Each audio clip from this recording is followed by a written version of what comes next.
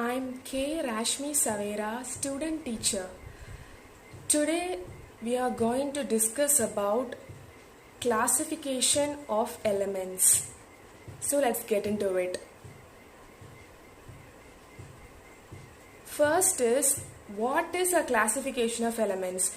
The grouping of elements according to their similar characteristics. Substances which are formed by the combination of various elements is called as a classification of elements. So firstly, we live in the world of substances with a great diversity. So the substances are formed by the combination of various elements that are unique in their nature and property. So we are going to see about some of the classification of elements. So the first topic is about the early concepts of elements. The Dobereiner. The Dobereiner, a German scientist, Dobereiner, suggested a method of grouping of elements based on their relative atomic matter, atomic mass, which is arranged in the elements into groups containing 3 elements. So these are called as triads. He showed that when 3 elements in a triad are arranged in the ascending order of their atomic masses.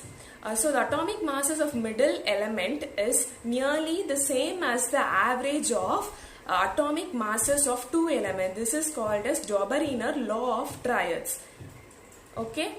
So the next is Dobereiner's limitations. It is not applicable to elements having a very low and a very high at mass.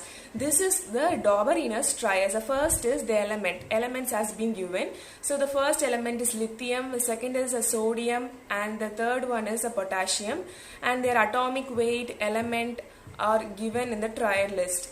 Okay, and the atomic weight was also given. So the second is a Newland's law of octaves. He is known as John Newlands. He arranged 56 known elements in C order of their atomic masses. He observed that every 8th element had the properties similar to those of the first element, which is known as the first element. Okay. They are similar to their properties. So the limitations are the instances, the elements fitted in the second same slot, that is cobalt and nickel, and which is dissimilar to their properties, and only 56 elements are present, and it has no room in the periodic table. The third one is, this is the new form of the periodic table, that is Mendeleev's periodic table, and it is the modern periodic table also. Elements having a similar properties, and in this periodic table the elements are arranged in the basis of the atomic masses, and it was proposed by the law of periodicity, and it has elements of number 56, and it is the short form of the periodic table. And the features of the modern periodic table are, it has 8 vertical columns, which is also called as groups, and the 7 horizontal rows, which is also called as periods. Group has 2 subgroups, that is A and B. So the elements of similar properties are placed in the same group, that is elements which are present in the 8 vertical columns of the periodic table. And what is the modern periodic table, which depends only on the atomic number, and which is horizontal rows have 7 periods, and which is placed only in the period group. Vertical column has group 18, and it is the extension of the Mendeleev periodic table. The physical and the chemical properties of the elements are the periodic function of their atomic number. So the Mendeleev proposed that the elements of similar properties are repeated in the regular intervals when the elements are arranged in the order of their atomic masses. And this is the modern periodic table of Mendeleev, which has 56 elements in this periodic table, and it has it has um, eight vertical columns and 7 horizontal rows. Next is about the classification of elements. Electrons in atoms are surrounded by nucleus.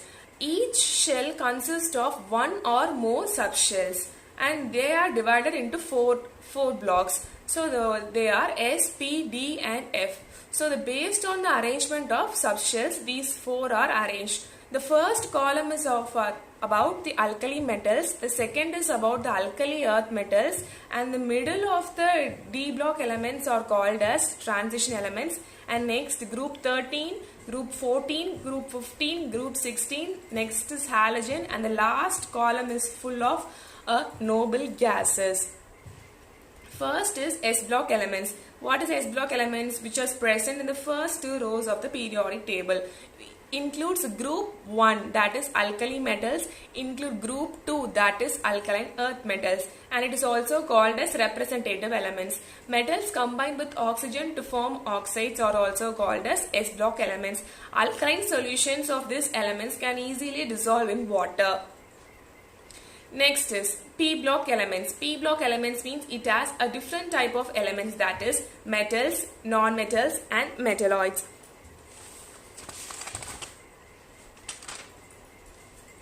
Metals, non-metals and metalloids. The P block elements from group 13 to 18 in the periodic table include boron, carbon, nitrogen, oxygen and fluorine. Families in addition to noble gases. So this type has different types of elements, that is which I mentioned before is the metals, non-metals and metalloids. So the screen which I place here this is called as the P block elements. Next is D block elements. What is D block elements? Includes a group of 3 to 12 and which is found only in the center of the periodic table. Their properties are intermediate to that S block elements and P block elements, which are also called as a transition elements.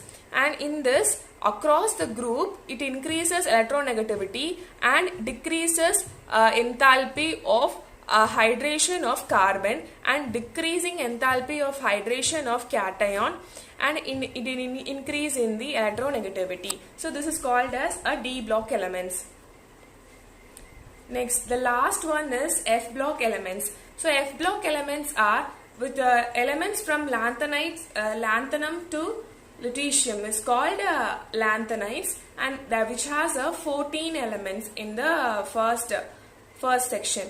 So next is actinium to lawrencium is called as actinides. So that is also included with the 14 elements in the periodic table, and it is also placed in the bottom of the periodic table. It is also called as the inner transition elements.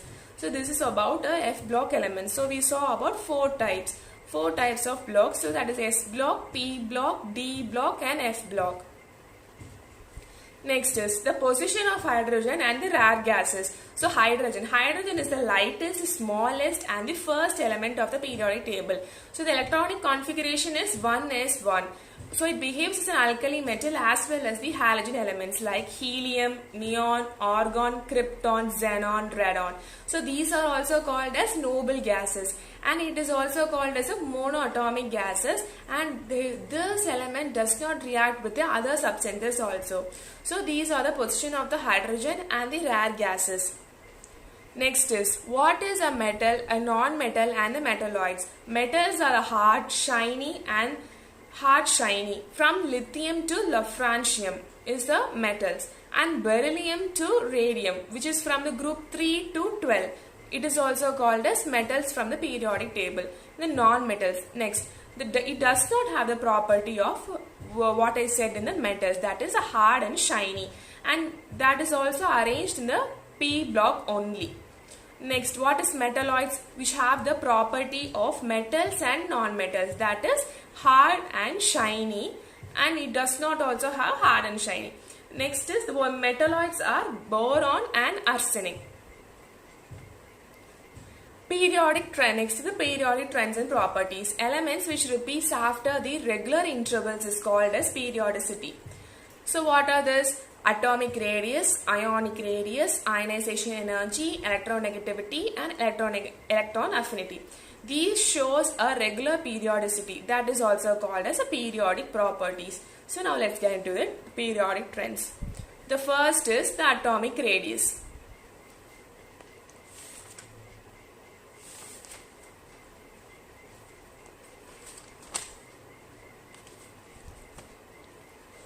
It is the first is atomic radius. It is a distance between the center of the nucleus. In metal, if it is in the metal state, it is also called as a metallic radius. So in non-metallic elements, it is also called as a covalent radius.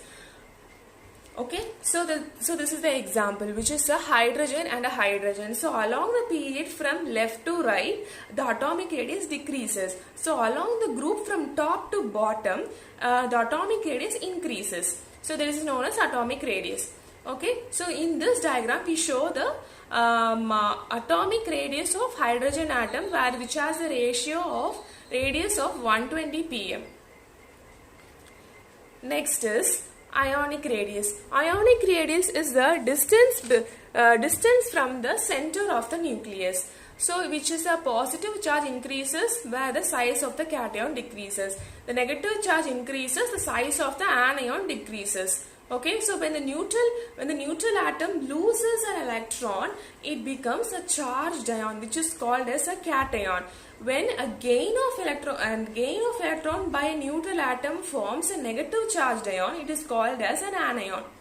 So as seen in the atomic radius, ionic radius also decreases along the period from left to right and increases down the group.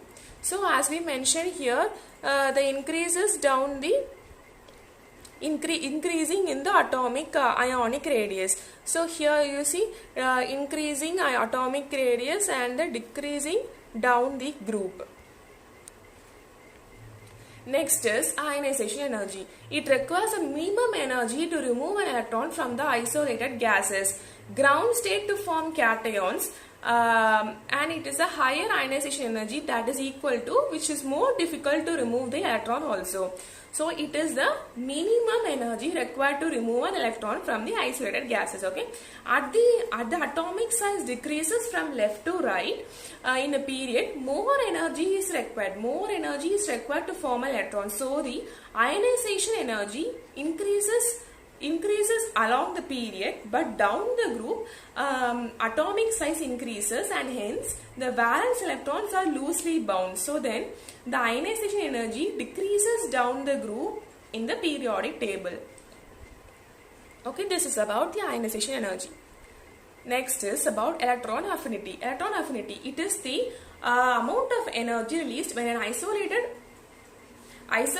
gaseous atom gains an electron to form its anion, like ionization energy. So the electron affinity also increases from left to right and decreases from top to bottom in the group. Okay, so next is the last is about electron negativity. It is the measure of tending of atom to attract the shared pair of electrons towards itself in the covalent bond. So the chlorine atom has the higher electronegativity, hence it pulls the shared pair of electrons towards itself to form a stronger than the hydrogen. So this is about the electronegativity. So it is also based on the bond energy, ionization energy, and ionization potential and electron affinity. So this is about electronegativity. And this is about the periodic trends, where ionization energy decreases along the period, electron affinity decreases along the period, down the group, atomic radius decreases, and atomic radius increases down the group, and non-metallic atom increases, metallic atom decreases, and the electron affinity increases along the group, and the ionization energy increases along the group. This is about the periodic trends.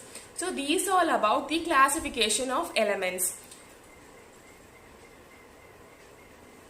Thank you. So we shall meet in the next session.